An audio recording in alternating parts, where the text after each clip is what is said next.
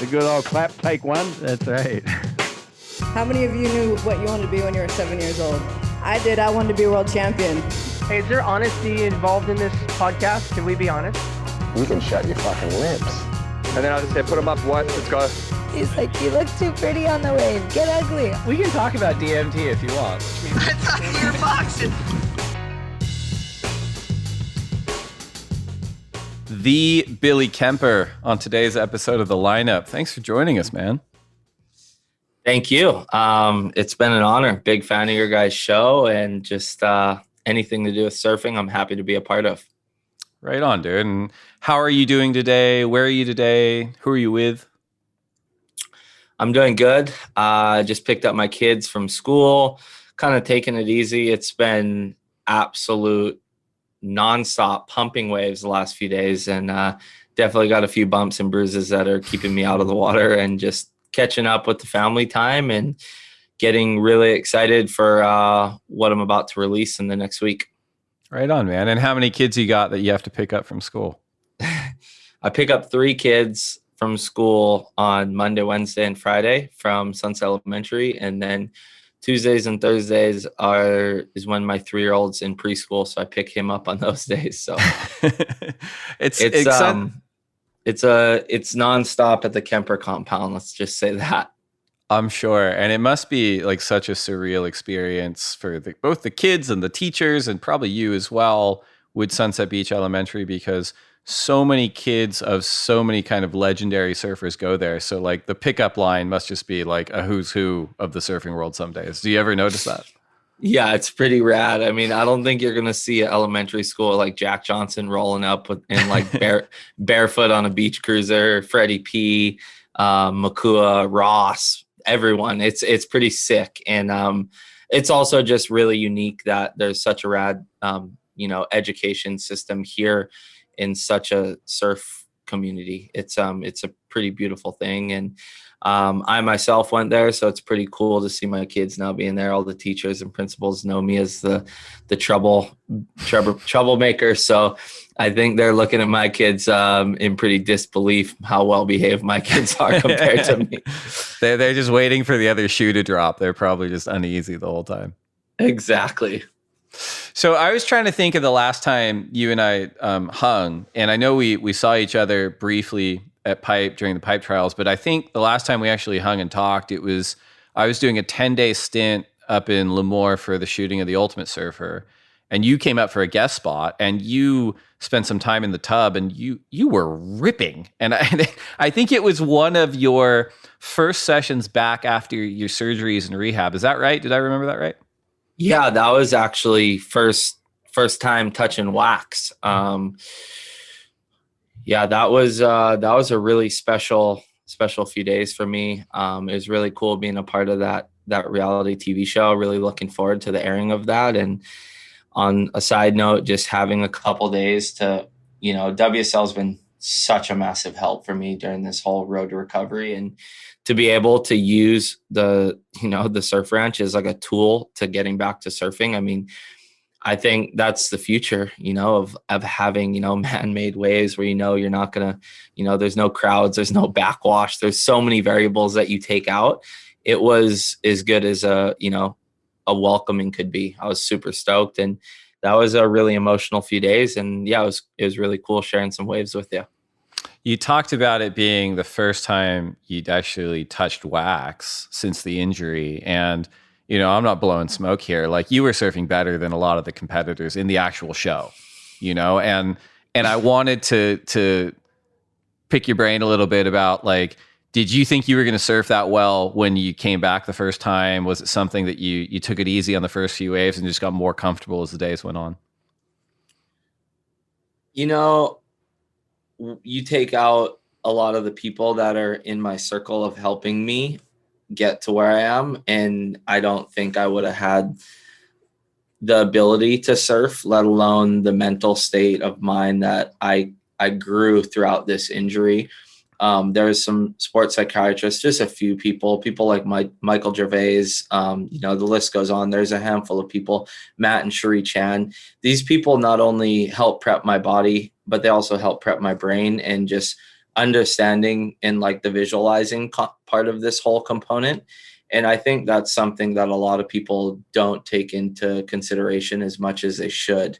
That just, not putting deadlines down, but just putting down big goals, like and making sure, all those goals were overcoming. So that was a part of the plan. As far as how I, looked at my return to surfing, I felt good out there, but I was scared, I wasn't ready to jump into that event and surf against some of those competitors. And watching them surf, I thought they were performing at a really, really high level. And it was pretty funny. Jessie, she was surfing so damn well too. And it was, as how the show works, a male and a female, are kind of teammates going through this thing. I was like, let's get a wild card. It was like kind of the side jokes from Elo and a couple of the guys up there. But no, there was so much work done just up until that point, let alone what happened after that to get to me where I am now. That was like, you can, as a surfer, there's nowhere to test your body, but on a wave, where it's like, every other sport, skateboard, whatever, they can, it's right there on land, everything's man-made, courts, fields, tracks, whatever it is, parks, it's all man-made, where what we do is with Mother Nature, up until recent years with these wave pools. So it's like, there's so many questions through all the physical therapy, the training, the pool workouts, everything, like how's your knee, how's this going to work, like all those things that run through your mind. So that was a huge that trip for me. When I seen you, basically I was just running through a big mental checklist, like ticking the boxes on what feels good and what I need to work on. And it was kind of cool because most doctors probably wouldn't have been looking at this winter being a return season for me, where I was looking like directly at the forefronts of it. Like, I want to be ready before winter's here. And that's kind of why WSL and, myself made that happen, to where, I could feel things out and see, at this point we were hoping Jaws was going to run.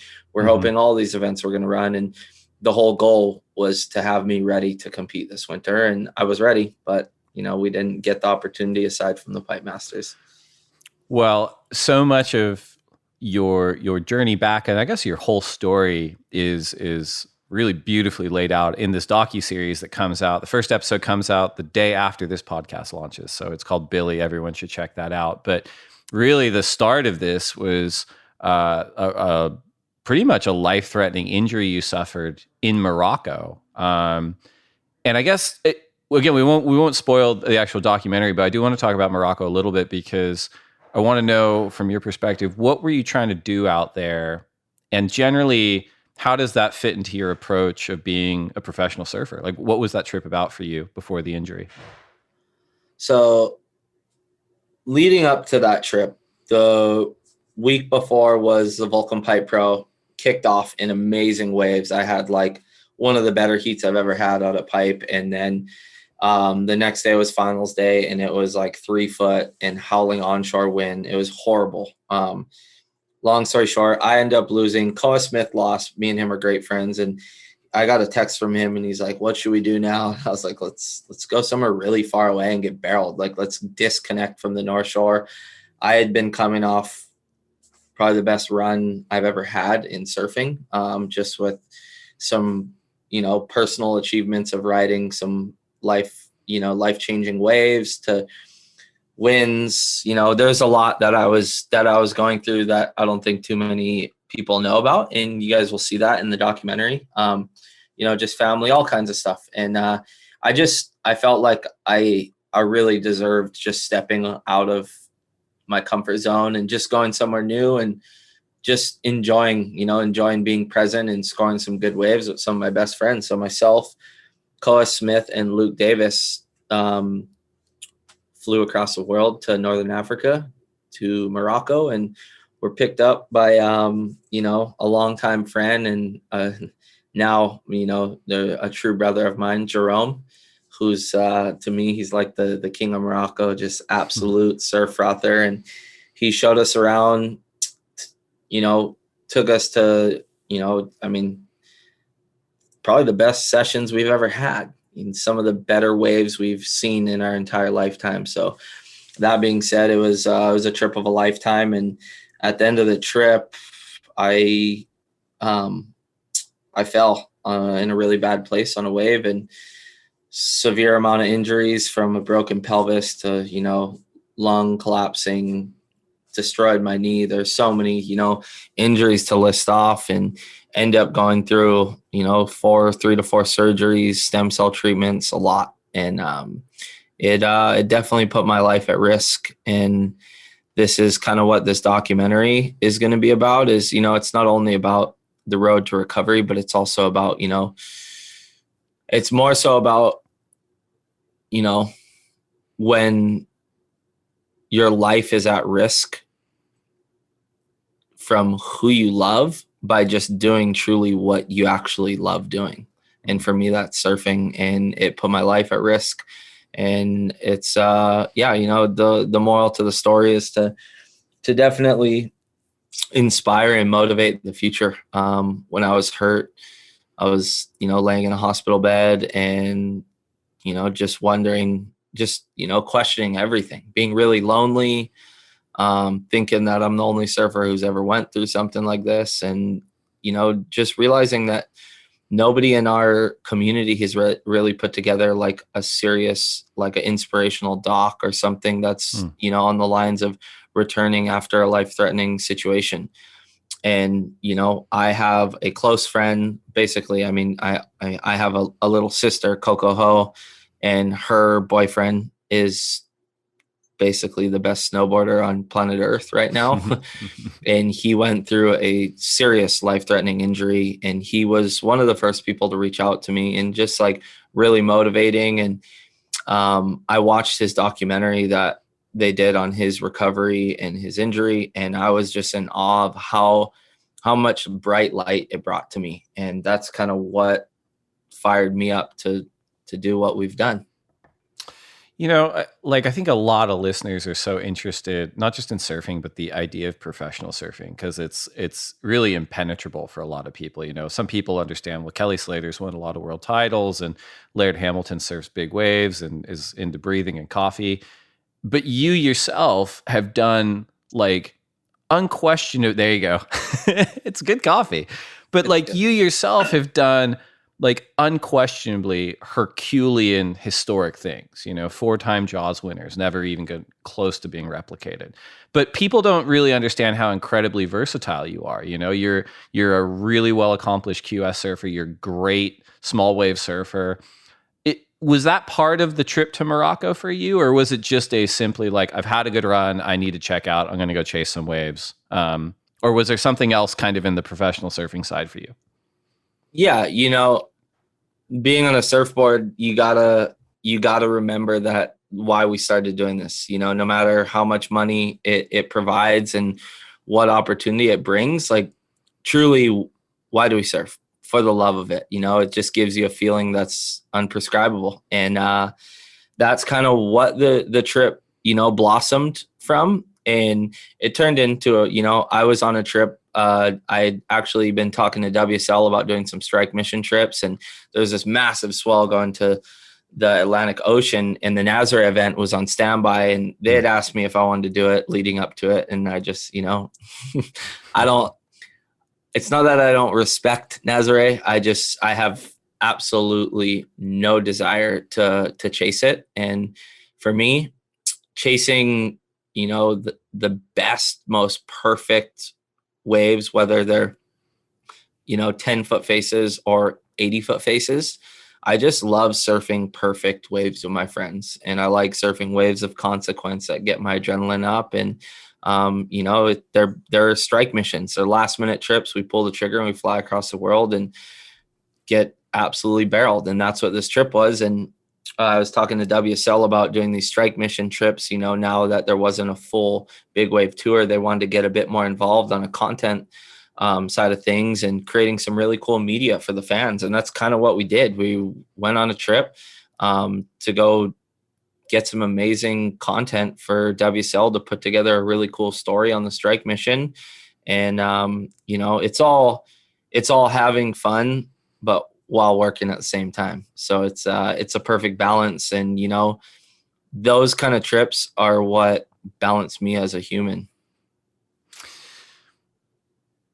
We talked a little bit about before, people kind of like to pigeonhole, everything, that person's a competitor, that person's a big wave guy. And we can talk about your versatility, but you mentioned before that part of the docuseries is sort of a portrait of, mental strength and perseverance and visualization. And that's knowing you and having been around you professionally for as long as I have, like that seems to be a through line throughout your entire career, since before you were a big wave surfer, through your big wave surfing, into your injury recovery. How long has that been kind of an active part of your life in terms of, the visualization aspect or the mental aspect of just being a professional? How long has that been a part of what you've done?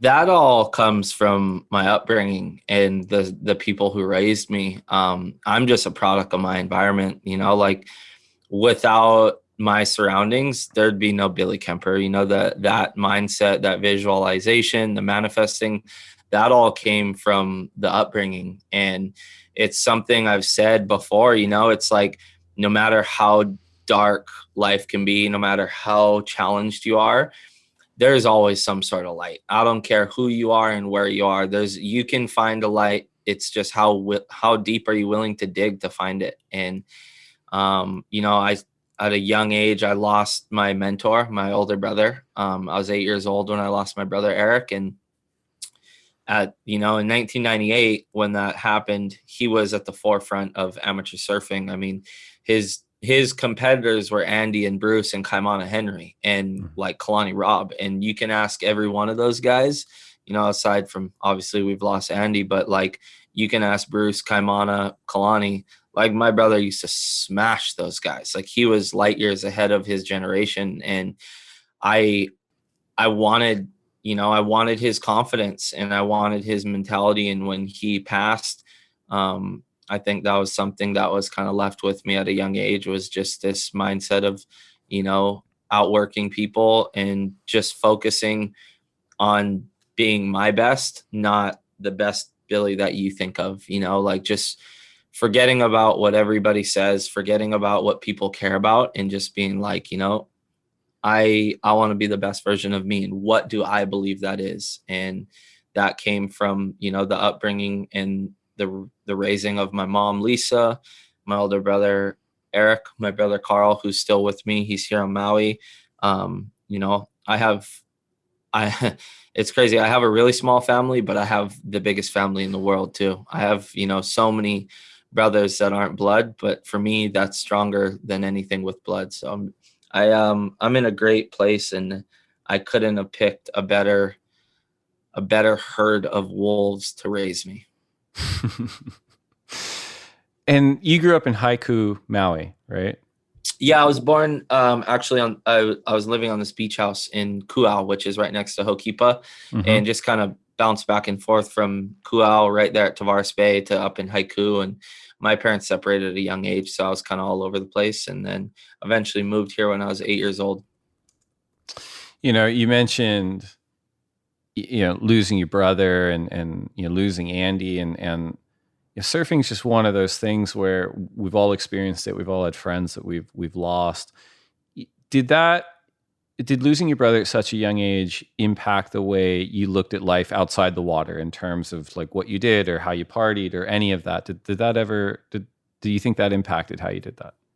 100%. Like, so many of my friends and peers and idols went down the road of whether it was synthetic or street drugs, opiates took over a big part of the surfing community and a lot of my friends. And, my brother overdosed from heroin at 8 years old to like, I still hear like, the fights and the screaming of my mom and my brother, and that stuff like haunted me, and it's like, I've never been one to go down that route or get stuck in that trap.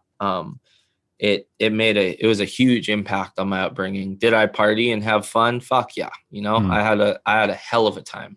I enjoyed myself. I enjoyed my teenager years. I enjoyed my early 20s.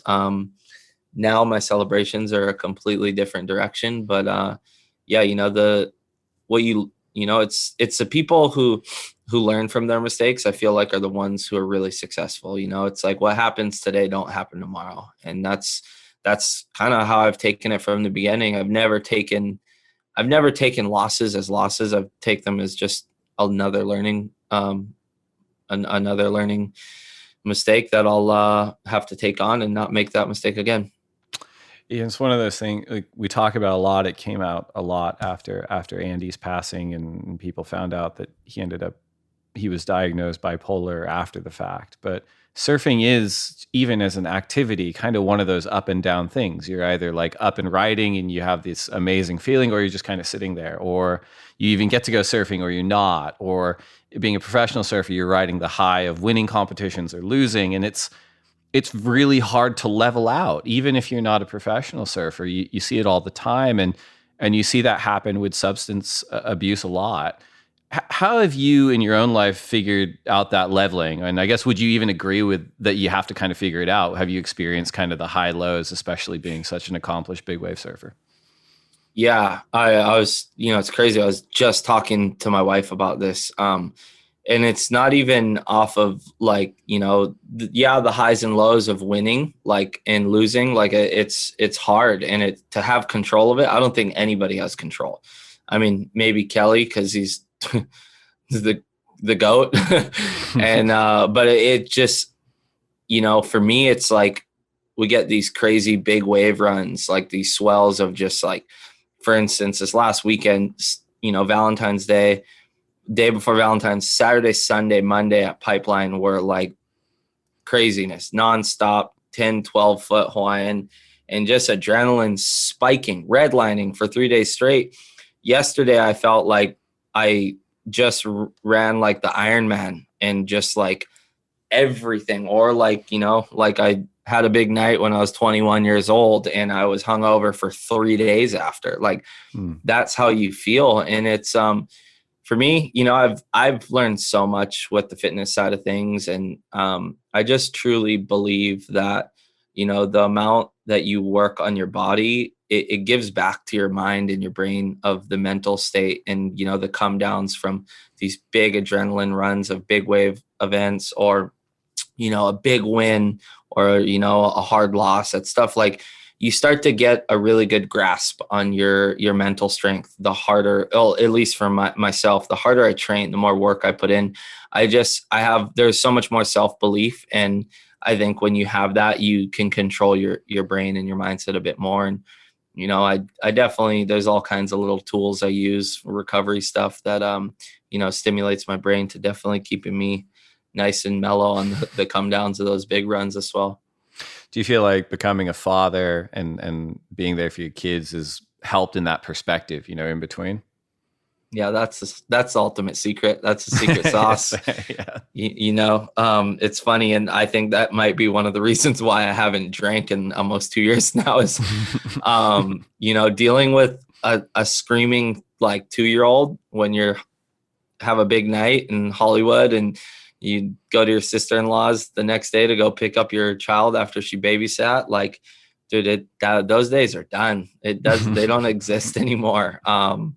You know, obviously it, you know, you got to celebrate and enjoy yourself, but yeah, you know, kids are the ultimate reward. They're the gift that keep giving in life. And, it's definitely just made me so much stronger as a human. Aside, you know, you take all the surfing, all that stuff and shove it out the window and just look at like the everyday life. Like they made me, I'm a total different human now that I have kids. You know, I thought I knew what strong was. I thought I knew what fear was. Like, you don't know shit until you have kids. And, that's kind of how I look at it. And that's just my opinion. I mean, people might argue me, people might not ever have kids, but that's how I look at life. And it's also definitely, it's a positive distraction off of like coming home from a huge swell. Like, I come home from 2 days at Jaws and I walk straight in the door to my 3-year-old jumping on me and wanting me to, read I Spy books with him,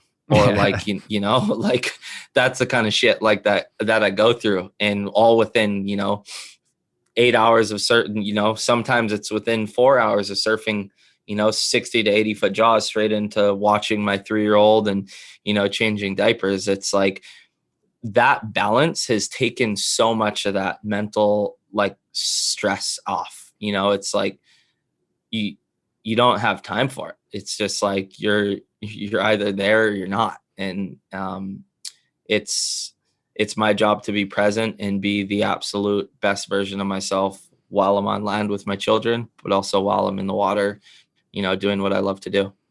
Yeah, that makes sense. I would not argue on that. I'm Church of Kemper on the fatherhood thing all the way. We've got a lot more to dig into, but we're going to take a quick break to get a word in from our sponsors. We'll be right back.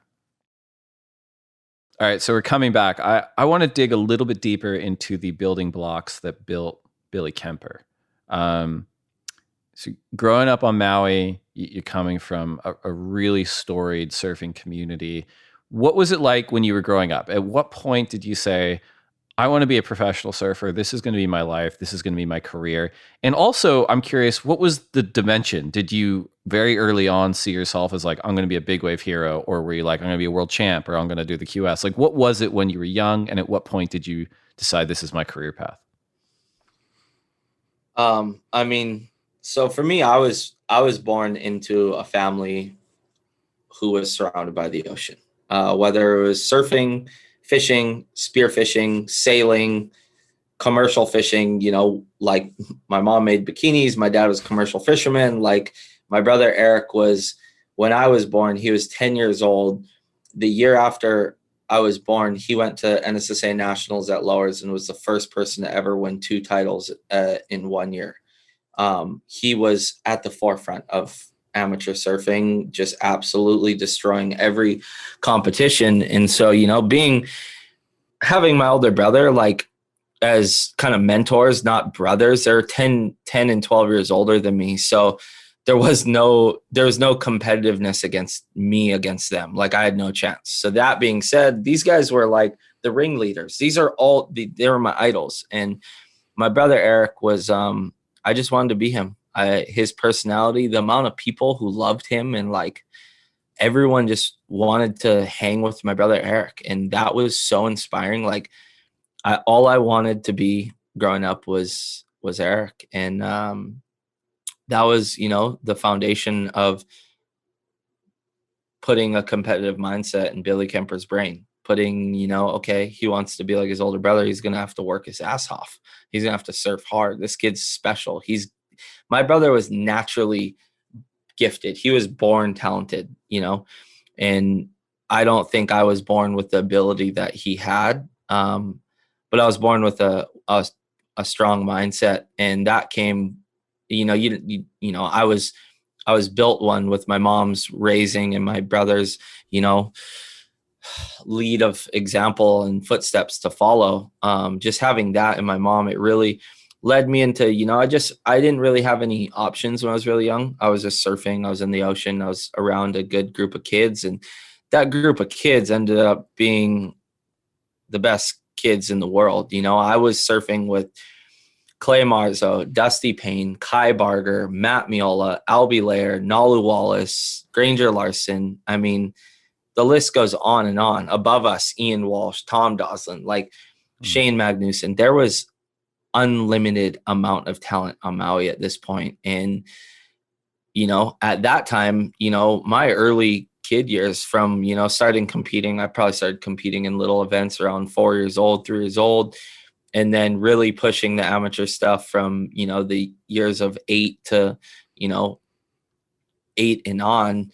I was not at the top of the pecking order. Like as far as, podium results, it was rare when I got a trophy, but when I did, like it felt so good. I can remember those wins because there wasn't many of them, but like when I did win, the waves were always bigger. The waves were always heavier, or it was barreling. And that's kind of like where I felt like I fit the best. But a lot of kids would get discouraged by that. But you kind of already outlined like you're a worker, like so it never. But you never, and that's such like the names you just rattled off are so talented, like naturally gifted, like winning, and that never deterred you. You just were like, I'm just going to keep working and working and working. Yeah, I remember like every one of my friends at one point had a national title at NSSA Nationals. And I was like, I've never cracked the final out there. Like, are you kidding me? And it was just like, growing up, Nationals is like the Pipe Masters. It's totally, the biggest event ever. And you get to go battle against all the Cali kids, all the, everyone from around the US. And it's such a big event. And that was discouraging for me, but it just like, I think it like kind of lit a fire to focusing on, like, okay, why do I stand out in these, the Honolulu Bay events? Why do I stand out the events over on Oahu at sunset? Like I started to see, and I was just like, okay, I'm not a toothpick kid. I'm not skinny. I'm a big, heavier set kid. I surfed with power and, strength rather than like finesse and progression, obviously, I was always trying to do airs and doing all the surfing like a kid should, but that wasn't my calling. I felt like barrels were everything rather than my friends were doing rotators and punts, left and right. And Matt Miola was doing the craziest airs and Clay and just everyone. And one of my friends, Nalu Wallace, he was a couple years older than me. He's like a brother more so than anything, just a real leader. He was crazy. He's just had so much more balls than all of us, whether we're riding like BMX bikes in like on a jump in the backyard or like jumping off cliff jumps, like into the ocean, doing gainers or surfing. He just was like balls to the wall, and he had this interest. Okay, he started surfing pipe, like heavy pipe, and pushing it. Then he surfed Jaws, and I just like, I don't know. At a young age, I think obviously having a family that took me to the cliffs of Jaws and watching like the strap crew out there at the pioneering years of surfing Jaws with Laird and Double D, Buzzy Kerbox, Dave Kalama, that whole crew. That like I started looking at them as like superheroes. Like these guys are Superman, Spider-Man, Batman. Like these are the most badass human beings on earth. Like who's Michael Jordan? Who's, Babe Ruth? Who are these guys, bro? Like I want to be these guys, not those guys. Like the people I see on TV, I was like, that looks boring. Like I want to go ride these mountains. Like these guys are astronauts. And that was that, like when I look back at growing up, that's what really fired me up, was just the group of people and where I fell into place of my upbringing and the community and my surfing. I don't know. I felt more alive when the waves got bigger. And I think that just snowballed into, a bigger wave this winter, a bigger wave that year, towing surfing, Jaws, Waimea, and world champ. Just like that, everyone. It sounds like you gravitated towards where, and successfully so, to where you were most comfortable. You mentioned, getting barreled. You mentioned Jaws. They're not, I'm wondering, and you're the expert, they're kind of two different specialties, right? Like if you're looking at pipe or you're looking at Jaws, did one come before the other for you in your career? Because you said you went to saw Jaws really, really early on, but for you, was it, I'm going to get really good out of pipe, or I'm going to get really good out of Jaws? Which one came first, or were they related for you? Well, I mean, for me, Jaws was that was like something I told my parents I wanted to do, and they would just like turn their head and like, no way. And that did, like, I've used this phrase so many different times to people, is like how I can explain like my interest of Jaws was, I'm sure, like if you live, let's just take, if you live in Long Beach, California, or you live in Los Angeles and you're going to elementary school and you play on the t-ball team, you're playing softball. At some point, if you have quite a bit of interest in playing baseball, I'm sure your dad or somebody's going to take you to a Dodgers game, get some nosebleed seats and go watch the pros hammer some balls. And that is kind of what happened to me with Jaws being my arena and not the Dodger Stadium. You know, it's like, oh, I want to surf. I love surfing. And oh, there's a huge swell. Billy, you want to go watch Jaws? Like, let's go watch Laird and all your uncles, you know? It's like sick. So it was kind of like a tradition of going up there and watching it with my mom and my brother and my dad and everyone growing up. Is like those big days we'd go reverse a truck in and we'd watch, you know, the Pioneers take over.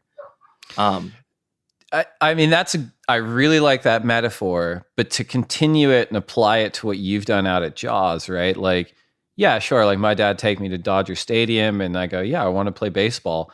I'm not looking at the stadium and being like, you know, what if it was twice as big? Or what if instead of a bat, I just like hit it with my hand? Like what they were doing when you saw the Strap Crew is so radically different from the level that you took it to in your career with paddling, surfing, and with, you know, the bowl section and getting barreled. Like, did you visualize that from such a young age, or where did that come from? You know, I was around Laird quite a bit at a young age, and I mean, his presence from there then till now has not changed. The guy's a lion. When he walks in a room, you're like, whoa, like there's a different source of energy fueling from that guy. He's an alpha male. Like there's no doubt about it. The guy's you know, he's a king. And I just always, you know, he is the greatest surfer ever out at Jaws. That's his wave, you know? And I wanted to be the best out there. I wanted to, and you know, with being a competitor and, you know, my brother's competitive mindset rubbing off on me growing up and just wanting to compete, it just, you know, it climbed a ladder to a much bigger scale. And did I manifest, you know, riding the waves and paddling? No, I didn't think of any of that growing up. I just thought I wanted to tow out there. And it didn't go from me like seeing it to paddling into ride of the year. You know, it went from, you know, my first day out there of piggybacking one jet ski, me, Albie, and Matt Miola all on one ski that we like bought for a few $1,000, like, you know, divided up, or Albie bought half of one. I don't know what the story was. Long story short, we got ourselves out there and we were so young and dumb, we couldn't even tow each other in. Like we had to hitchhike rides. And some of our mentors and the guys who looked over us were just, they're like, yeah, we'll whip you in on a couple. And that's just how it started. You know, they whipped us in, and the next small day we'd practice on the outer reefs, and then we started towing each other in. And then we felt like we were, you know, the best out there. Like me and Albie, when I was, you know, my senior year in high school, from, you know, 18, 19, 20 years old, like when me and him were out there surfing together, I'm pretty sure we just wanted to be better than each other. We had like this rivalry thing of who could get a deeper barrel. And I think that just created a confidence in us to like basically just have feeling that we could surf that wave better than anyone out there. And that continued to elevate. And, you know, also you compared that to Pipeline, you know, my mom moved me to the North Shore when I was 8 years old. So I was introduced to like barreling good waves like VLAN and, you know, Rocky Point. There's no barreling small waves on Maui. The waves suck on Maui. There's some of the best waves in the world, but it's so rare that they get good. So, you know, that being said, Pipeline was definitely, I was surfing pipe and Sunset is what, you know, introduced me to adrenaline and getting barreled and wanting to push the envelope in what I wanted to do with my career. So, I mean, once I felt, you know, the feeling that barrels gave me, and then being scared and really pushing it out at Pipeline, it definitely like it became one big fuel. Do you think there is a huge divide between tow surfing big waves and paddle surfing big waves? And if so, how did you bridge that from what you described as learning the ropes at towing in to paddling in? The tow surfing and paddle surfing are two different sports. They should never be compared to me. Or like, yeah, you shouldn't compare them. I just feel like, you know, when you're using a machine that can go like 60, 70 miles per hour, it's just like, I mean, give me a break. Surfing is with these two guys and one of these. That's exactly what it is. You know, it's you against Mother Nature. And it's just two different ways of riding a wave. And, you know, I obviously, you know, you never start toe surfing. I started paddling, and I think I was, you know, around like 12 years old when Double D took me out to Phantoms and towed me into a wave. Maybe I was a little younger, 11, 12. And he towed me into, you know, just nothing huge, probably like a 8-foot, 10-foot Hawaiian wave. And at that time, that was huge for me. But I was like, wow. Did I envision myself paddling in the Jaws at that age? No way. But I definitely was like, all right, like, I want to surf Waimea now. I want to toe surf. Like, I love this. And, you know, at that age, you're not really comparing, you know, the two paddle and towing. You're just learning is what you're doing. And you're taking in all this knowledge. You don't know jack shit about lineups. You don't know about anything. It's all like every session was an opportunity for me to learn and get more knowledge. And I was all ears when I was with Double D and Laird and Dave and all them. You know, I was just trying to take in what they have been practicing. And, you know, it ended up definitely my whole career and where I'm at right now in life is definitely revolves around paddle surfing for sure. If you had to describe the Jaws Challenge big wave event to an alien, how would you describe it? Who's there? What is it about? Like, what is it? An alien. Yeah, or anybody. Anybody that's uninitiated. Let's put it that way. Let's just say if you don't know what surfing is, and I showed you the Piahi Challenge, the finals, I would say like, hey, you want to watch a handful of guys jump on the moon? And what do you mean? Like, no, you want to watch a handful of guys go to space and dance around on the moon and come back perfectly safe. Not saying that we always do come back home safe, but like, I mean, you got to look around realistically, and the guys who are out there doing what they're doing, it's not common that you find humans with that, you know, that energy and that level of commitment to fear and adrenaline. It's really rare. And those individuals, you know, out there are very unique. I have a very special bond with each and every one of them, as much as I absolutely want to destroy them when I put on a jersey. I love those guys, and I'll do everything I can to make sure they come home safe. So it's a different bond and relationship that event holds than anything in the world. I love that answer, and the reason I'm asking is because you're absolutely right. You know, a lot of times people, in anything, you don't appreciate how important something is in the moment. It's usually through the lens of hindsight, often decades into the future. And what you've described is really accurate. Like, the collective of surfers that compete at that event are at such a high and radical and kind of unfathomable level of ability. And so many crazy things have to align for that event to actually happen, right? So you're kind of putting the probability of A, the event happening, B, you being able to perform there, and C, you winning the event. It's so small even once. And yet you've done this 4 times.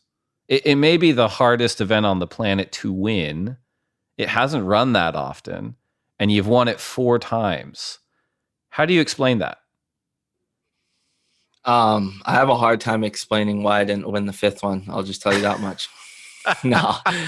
I should have 5. I got 4 in a second, but you know, like I said, I've said it out there in interviews, and I put so much time, like, mentally towards that wave, that when that event runs, that's like my day of celebrating, is how I look at it. You know, I really just try to enjoy myself, and just really remind myself that every single morning, every single day I've walked into a gym, every single day I've done something that, you know, hurt my body temporarily, I know that I'm putting myself through all of that in order to live my dreams. And, you know, part of, you know, one of the biggest dreams of my life is to be the best surf forever out at Jaws. You know, I want to win every event I surf in out there.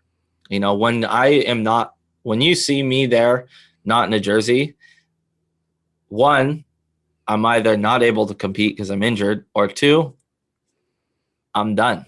And that's it. You know, it's like, as long as I'm there, I should be winning. And when I'm done, it'll be the next kid who has my mentality and my mindset that'll take that trophy home. And yeah, it's just how much work are you willing to put your body through to endure a victory out at Jaws? And I feel like I have a good grasp on what it takes, and I'm absolutely addicted to that wave. And I don't think there's anything or anyone in the world who can take away what I have with that wave. I mean, demonstrably, you have a good grasp on it. It's funny. I was talking to someone about this the other day, and you mentioned yourself how competitive and focused you are. And we were comparing what it would be like to be competitive in a QS or a CT versus the event at Jaws. You know, if you're competitive at like a QS or a CT, like probably hassling for priority, maybe there's an interference or whatever. It's like, and my friend said, well, like, if you're competitive at Jaws, like all that gets you is like an even more critical drop on like a 60-foot wave. You know, like that is what your competitiveness is earning you in competition. Yeah. I think that's how I've separated myself, you know, leading up to these big wave events. Before I had surfed in them, you know, I think Makua had won the world title the year before I got a invite, because he won the world title, and then they put Jaws on the tour the next year. And with Jaws being in my backyard, first year I was ever on tour, I got a wild card. It was the second event of the season. Local kid gets a wild card. I end up winning it. I end up shooting to number 1 on the rankings. And they had to give me a wild card onto the next event. You know, long story short, I ended up getting second that year in the race. And you know, that was just, you know, it was me never surfing in a big wave event. I hadn't been invited to the Eddie up until this point. Like, I was fresh off of competing, you know, right here on the North Shore. You know, this is all I had been doing leading up to this point. And I graduated high school and was like, you know, my first QS event outside of Hawaii was at Ensenada down in Mexico as a 2-star. And I got second in the final, and I was like 16 years old. And I was like, whoa, like, this is what I want to do. Like, I didn't even win, but it felt good. And, you know, a couple more events. I won the HIC event at Sunset, couple 1000s, couple 3000s, XL Pro.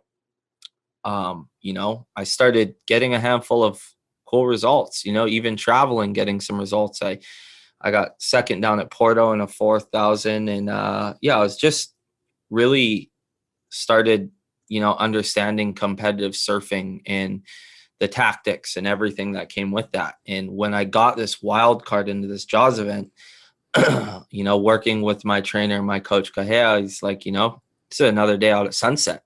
How bad do you truly want this win? It's like, what will you put yourself through to get the wave that'll win?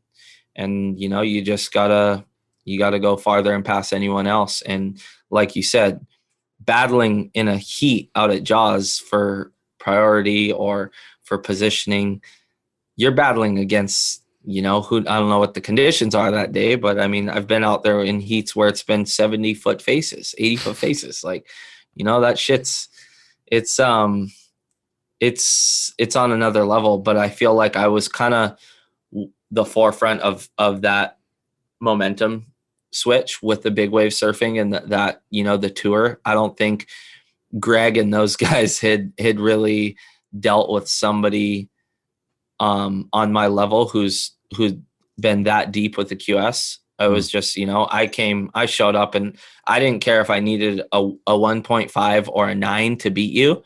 I was going to do everything and anything to get that score to beat you, whether I had to paddle around you 100 times or paddle you deeper than anyone. Like that's been my mindset, is like, you know, I'm going to win. I don't care how. What's the difference competing out at Jaws versus competing out at Waimea for the Eddie? And all things being equal, say you had an equal number of wins or no wins at either, which would mean more to you, winning Jaws or winning the Eddie? Well, I've never surfed in the Eddie, so this is like, as crazy as it sounds, the Eddie Aikau is the most valuable event in the entire world for me. So many reasons. What is big wave surfing without Waimea? What is big wave surfing without Eddie Aikau? What is big wave surfing without the Eddie Aikau Invitational? You check 3 things off the list right there. Then you go to my upbringing and my childhood.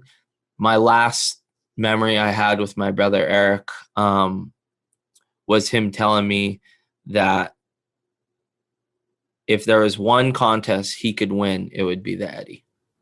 And that stuck with me from that day on. And, up until just a few years ago, there hadn't even been a surfer from Maui invited to the event. In the recent years, we had, Ian Walsh got in, he surfed once, and Kai and myself have been invited now, and we haven't even gotten an opportunity to surf in it. So that event is one event that stands far alone than any event in the world. And I'm very, very blessed to be an invite now. And I just waiting for the day to get the call. You mentioned before how many talented surfers come out of Maui, and it is mind-blowing. And you just mentioned another one in Kai Lenny. Kai Lenny's huge sort of imprint on the media world from a surfing standpoint, accomplished out at Jaws as well in a different way. Who's the better Jaws surfer, you or Kai? Has he ever beat me out there? I'm looking at the records. He's not a big wave champion, and you have 4 wins out at Jaws, and he doesn't have any yet. I have a second. Ian beat me out there one year. And is he, that's all opinion. And that's another thing too, is like winning contests don't mean you're the best surfer out there. I won't say that I'm a better surfer than him out there. But I will say that he won't beat me out there.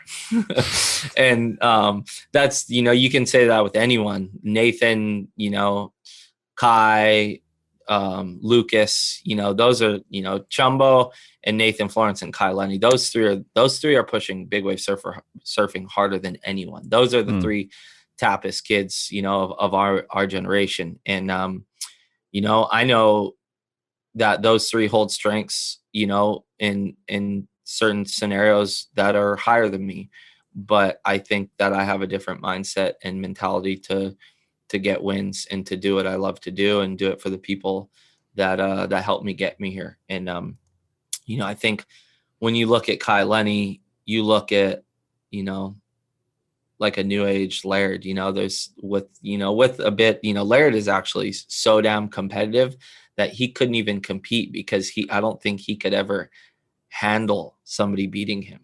That's how competitive he is. Kai is a different, I think Kai's learning to competitive surfing. Obviously I grew up competing on a shortboard, the QS, whatnot. He grew up competing on a windsurf board, stand-up board, kite board, all that stuff. So as far as a waterman, there's nobody pushing them below the way Kai Lenny is. You can't argue that. It's crazy. It's really inspiring. A huge theme, and we brought this up a few times already in this conversation with you, is visualization and actualization, and what you've done in your life to transform into, I'll say it, the best big wave surfer on the planet, the most successful Jaws surfer on the planet, or even looking at the way you've recovered from your injury and the visualization and actualization that went into that, and the aforementioned versatility in your ability as a surfer.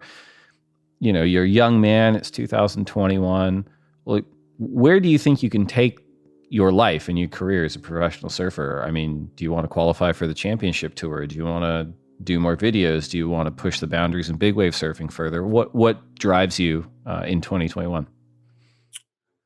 2021, as you just kind of marked on the injury side of things, that that took a big toll on my life, not only on my body physically, but like mentally took me to dark places, and it's hard on my family. It's the first time that they realized what honestly could, what the consequences are of what I do. And is it stopping me from doing what I'm doing? No. Is it changing my approach? In some ways, for sure, probably as in stronger and better ways. But as far as my future and what I see, and, the CT has been asked so many times to me. I competed, I've done the QS, and I love competing. Like I would, this actually,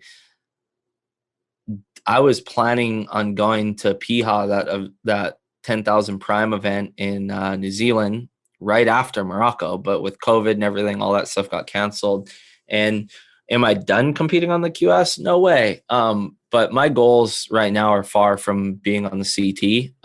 If the opportunity presented itself with, I've had a handful of good runs here in Hawaii during the Triple Crown. And, when you go into the first quarter of the year, if I end Hawaii, in the top 50, then I probably will do a couple 10,000s. I know, like, I'll pick and choose some waves that I feel like suit my surfing, just with a bit more water moving around, heavier water. If there's barrel opportunity, I'll go to those waves. And come Triple Crown time, who knows? It's definitely, that is at the pinnacle of my results as a Triple Crown title. I feel like I've learned so much in the last 5 years of surfing Haleiwa more than anything. And I think that's where, like, I didn't struggle, but I had a lot to learn, and I'm still learning. I've just put in a lot of time at Haleiwa. I'm very confident out at Sunset. I've had a handful of wins out there, quite a bit of finals, and my everything from my equipment to my mindset and confidence with my trainer and coach Kahea out at Sunset is, I feel pretty unstoppable out there. And then pipeline. I love that wave more than anywhere in the world. And I love competing out there. I've had great success. So, just looking at the way the year unfolds and how it starts, I always, I have a couple people like Dino, a couple people who are always barking in my ear about chasing the QS and giving the CT a shot. But it's, it's definitely not like something that I'm focused on. It's just, to be prepared in case, get a couple, good results on the road. If I can handpick, if there's an event in Oz, I'll go down there, surf that, and then maybe sneak off to South Oz with a handful of friends and try to chase some slabs. So it's definitely always on my mind, but not something I'm trying to do by any means. For me right now, I'm focusing on being present as the best father I can be. And when I'm a good dad and a good husband to my family, everything just seems to fall into place. All the surfing, this is all the benefits of life. The reason I was put on earth was to raise these kids and, have an amazing family with my wife, Tahiti. So the surfing part is all just, I'm so lucky to call that my job and my opportunity of, like, occupancy. It's crazy. This is, to be occupied as a professional surfer, like that. I mean, that's it. I'm speechless every time I think about it. It's crazy. And I think, just continuing to do what I'm doing, I definitely have a big set of personal goals. That Jaws event was at the top, coming back from this injury. And this year, COVID's going to be hard, but, I want to break all the boundaries that I haven't broken yet with, like, big slabs, with, like, putting together, we made that Shadow Company movie a couple years ago, and our idea of it was, like, let's make the nutsest movie ever without airs in it. And me and Nate and Koa Rothman, had this vision, and Etienne Aurelius, we came together and we made, like, Shadow Company. It was a surf movie of just surfing, like, the most perfectest, biggest barrels we could find. And that is something that we've been talking about and revisiting on doing a little 2.0 version of chasing some of the biggest, heaviest waves we can this summer and documenting it all to give people something to look at that they probably wouldn't think was possible until it's been done. Well, I mean, if anyone's earned it, it's you, man. You can do almost anything. And yeah, on the topic of giving people something to look at, we do need to mention that episode 1 of your docuseries, Billy, drops tomorrow, which will be February 24th on worldsurfleague.com and YouTube. And episodes 2 through 6 will drop every Sunday after that. We got a couple more segments, and we've got some listener questions for you. But first, we're going to take one more break to get a word in from our sponsors.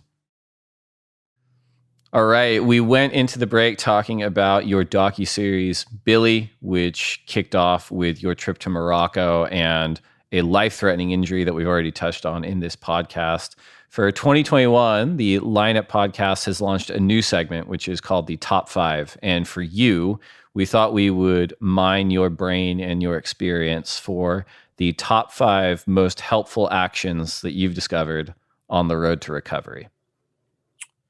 Wow. Okay. Top 5. I mean, for me, like if there's somebody out there, this is a question I'm pretty frequently asked, like, what do you do for recovery? What'd you do for this? And every human's injury is different.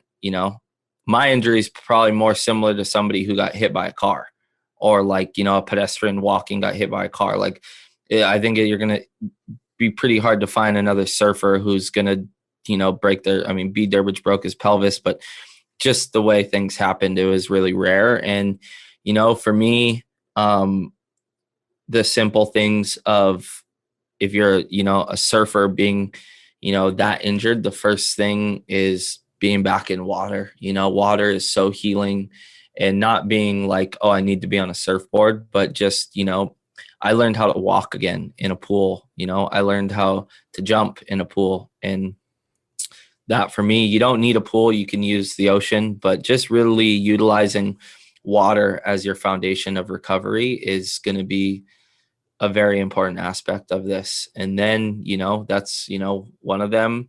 Another one would be, just literally physical training. Like, a lot of people don't like being in gyms. Then step outside. I know John's told me before, like, I hate being in gyms. I was like, well, I love being in gyms.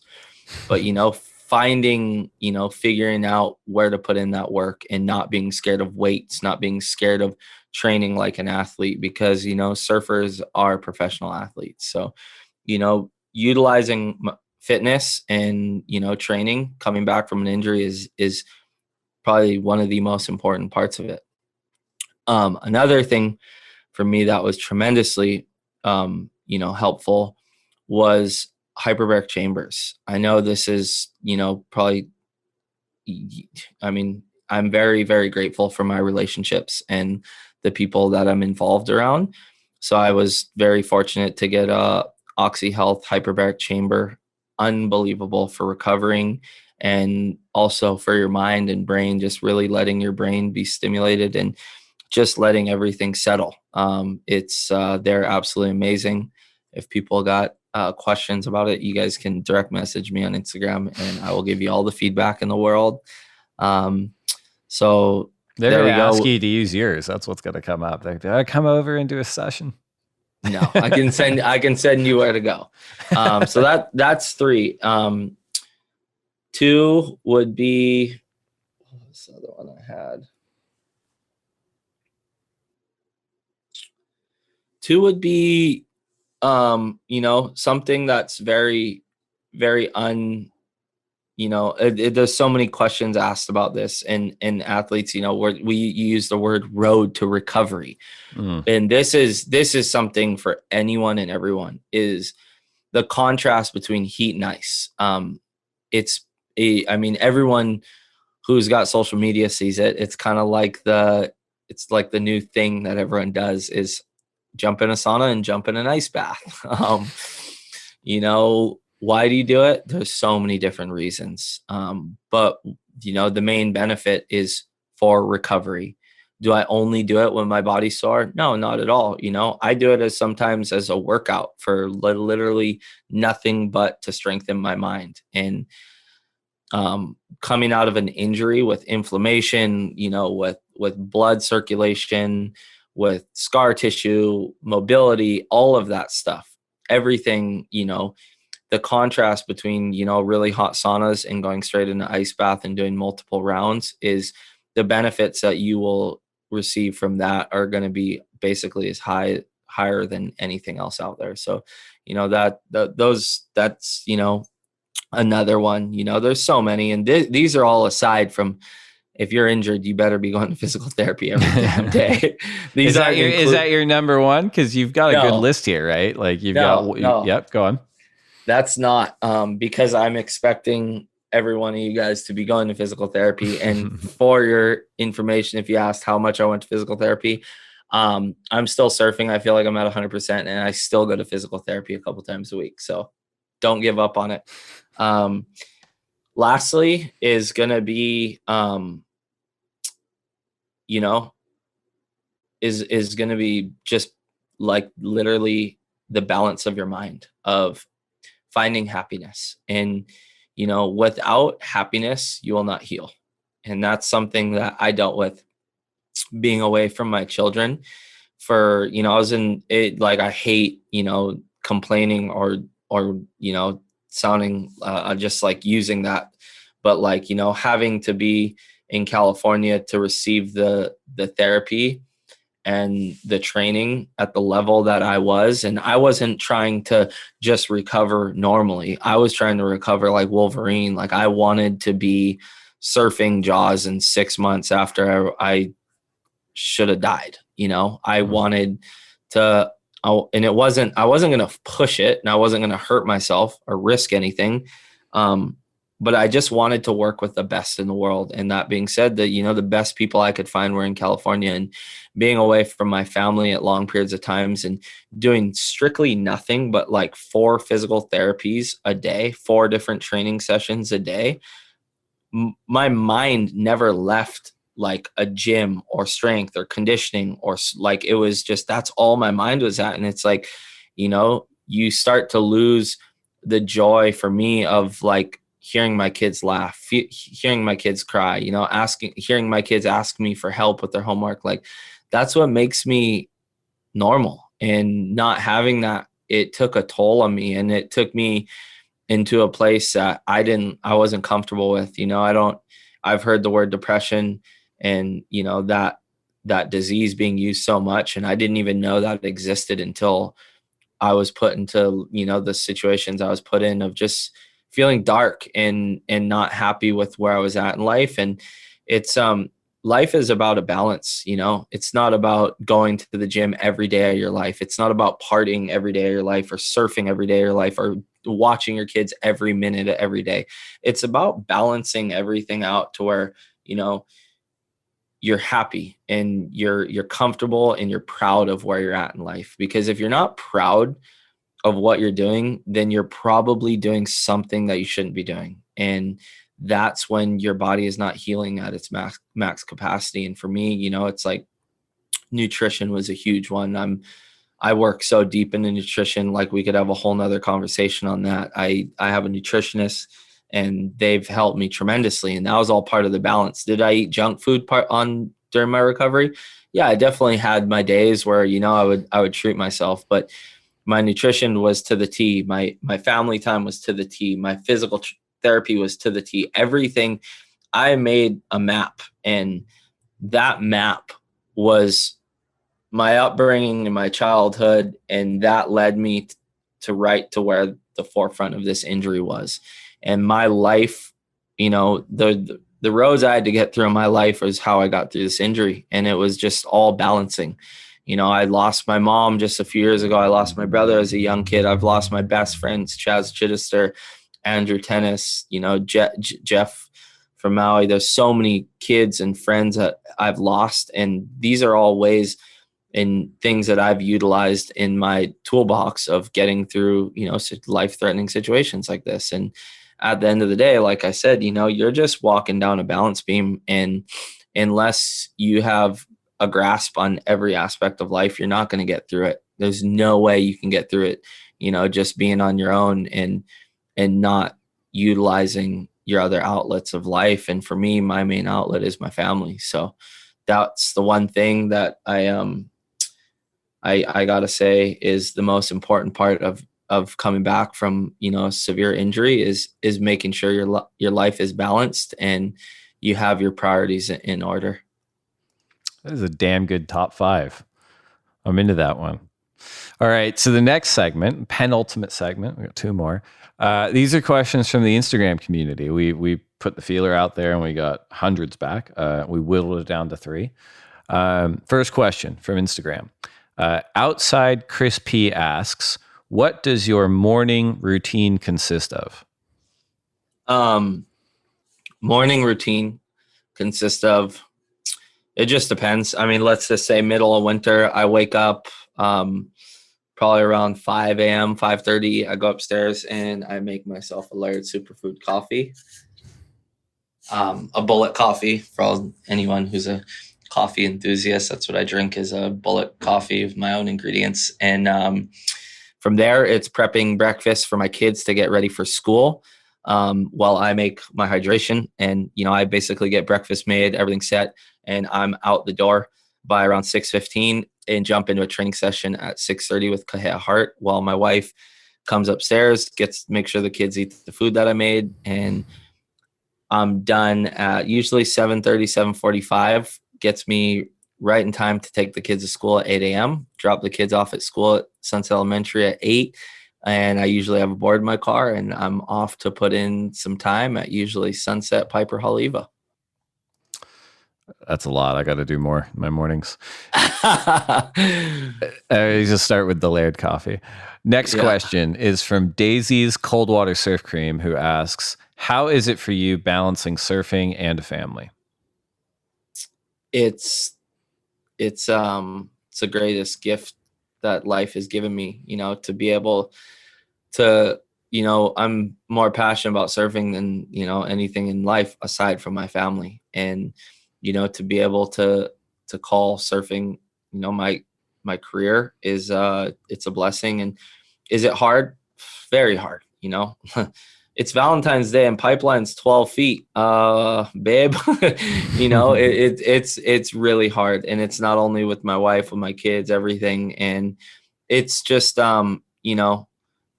there's sacrifices that have to be made. And it's, having a team that will support you the way my team does. I'm very lucky. Without my wife, none of this would be possible. So a very strong and supportive wife is definitely probably the key to balancing surfing and family. I like it.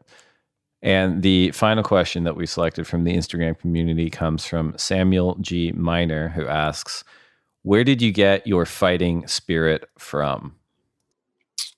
My brother Eric and my mom. There's, my brother Eric definitely, passed that on to me. And my mom raised me into that. And when my mom was diagnosed with cancer, I've seen when my mom was diagnosed with cancer, I seen a whole nother realm of strength and fight. I didn't even know that this existed until this happened, and just gave me this mindset to never give up on anything in life, at any obstacle that life ever puts in front of you. There's always a will, there's always a way. That's beautiful. Final segment is the lightning round. 10 questions you need to answer as fast as you can. If you could only have one board set up for the rest of your life, a single fin, twin fin, thruster, quad bonzer, or finless, which would you choose? Thruster. Coffee or tea? Coffee now. Burrito or pizza? Oof. Burrito. Last book you read? I can't tell you that. Best I don't remember. All right. I thought it was just secret knowledge. No. Best surf film ever?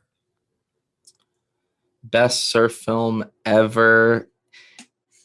HGA movie, Infamous, first one ever, 1999. Okay. I was in it. HGA, Ho'okipa Grom Association. One wave you never have to go back to?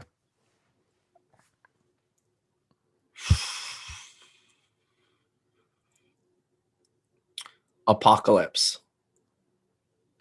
If you only get to surf one wave for the rest of your life. Is it good every day? If you like. Pipe and backdoor. Pipeline. Best person to share the lineup with. Oh, my son. Worst person to share the lineup with.